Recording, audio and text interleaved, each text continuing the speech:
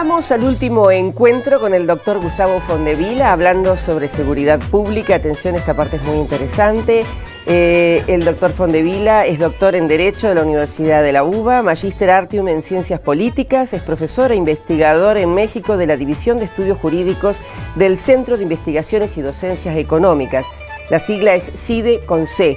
De ahí el www.cide.edu o www, que después va a salir a lo largo del programa, seguridadpublicacide.org.mx, que es México. Ha escrito libros y bueno, vamos a compartir este último encuentro con él. Bueno, recién el camarógrafo hacía un comentario que me parecía muy interesante que nos ayudes a verlo. Por ejemplo, las canchas de fútbol que se ven en Buenos Aires, que contratan una cierta cantidad de policías, porque vos decías que es rentado, y como es un negocio, bueno, van menos policías y la plata se la queda el club, o las instituciones, o el festival, o la comisaría. ¿Qué es esto? Sí, efectivamente, la seguridad pública es un negocio, y es un negocio enorme, increíble y profundamente rentable. Digo, lo que es más, digamos, más negocio todavía es tratar con el miedo de la gente, ¿no? El miedo de la gente obliga a pagar 10 veces más lo que tú no hubieras pagado, lo que vos no hubieras pagado si no hubieras tenido miedo. Pero efectivamente, digamos, el formato de la seguridad pública es un formato comercial. Digámoslo así, todo esto no está aprobado, pero efectivamente se dice que esto sucede en los estadios públicos, en los estadios de fútbol de toda Latinoamérica. Bueno, pero así como hablamos de los estadios, estamos hablando de otros lugares donde ¿qué es rentado? Claro, por ejemplo, no entendí cuando hablaban fuera de cámara. Son servicios que, digamos, que los privados le pagan a la policía. No pagan una seguridad pública, sino además que de lo que el Estado le paga, el privado le paga a la policía. En general sí.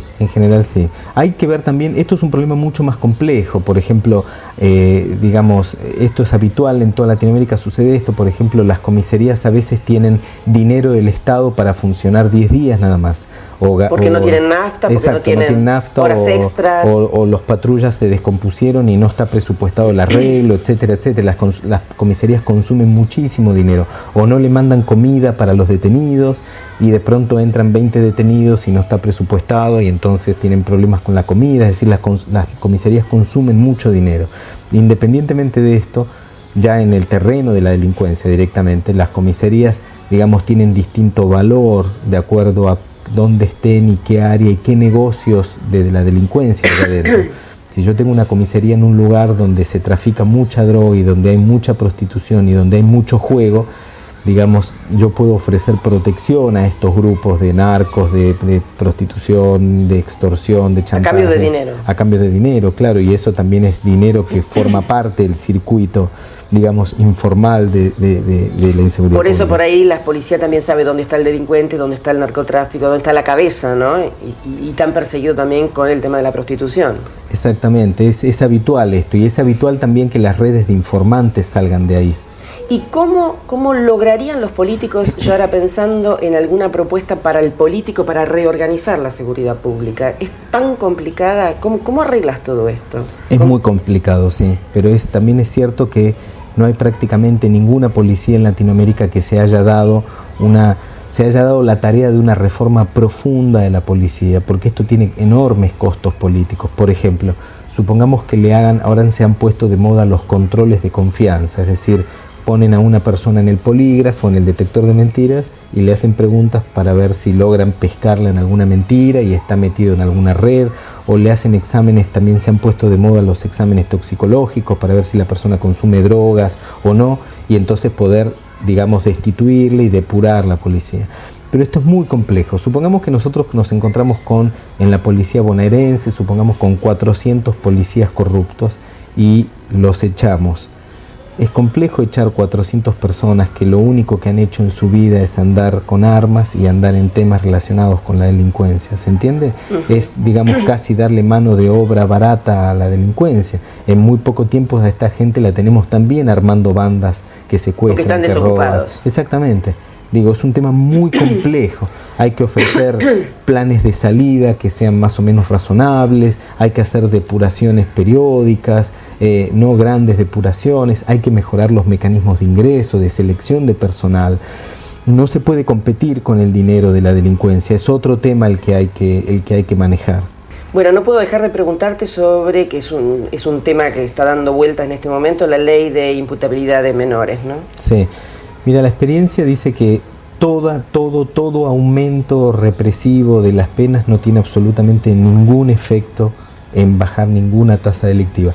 Los delincuentes, no importa la edad que tengan, no dejan de delinquir porque haya más amenaza de penas, digamos penas más graves. Podemos poner pena de muerte, en otros países de Latinoamérica se les pone hasta 50, 60 años a secuestros, por ejemplo, extorsivos seguidos de muerte, y los secuestros no bajan. ¿Por qué? Porque los delincuentes creen que no van a ser atrapados. Esa es la lógica de robar o de matar a alguien. Ellos creen que ellos no van a ser atrapados. Es como con las enfermedades, uno cree que a uno no le va a dar eso, le va a dar a los demás. ¿Y entonces? Podemos aumentar las penas de acá al infinito, y no va a haber ninguna mejora en la seguridad pública. En general se llama en seguridad pública, eso se llama populismo punitivo, es decir, la gente siente que tiene que haber más castigo y los políticos salen a dar más castigo aún sabiendo que la delincuencia no va a bajar de ningún modo. Hay planes alternativos para eso. ¿Cuáles? Son planes costosos, de más largo plazo y que a los políticos no les interesa porque no tienen réditos inmediatos.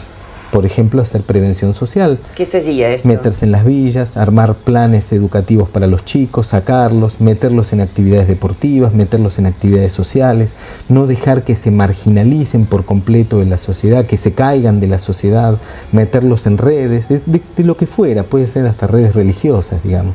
Es 1000 veces preferible que esté jugando a la pelota en la cancha de una iglesia que esté con un revólver matando. No es solo un problema económico, esto es algo que la gente también cree habitualmente, y es, a mayor pobreza hay más delincuencia. En general sí, pero no está relacionado. Chile, por ejemplo, es un caso paradigmático de esto. Desde que llegó la democracia y cae la dictadura de Pinochet, digamos, ha aumentado el Producto Bruto Interno de Chile muchísimo. Sí. Y también aumentó la delincuencia. Bien, resumiendo, 30 segundos. Lo que haría es manejar políticamente el problema de la seguridad pública y no como ahora, como si fuera un problema estrictamente policial. Los políticos se salen de este tema dándole dinero, armas, patrullas y chalecos antibalas a la policía y creen que con eso se resuelve el problema, y no es así. Muchísimas gracias, Muchas Gustavo. gracias a vos y a tu auditorio.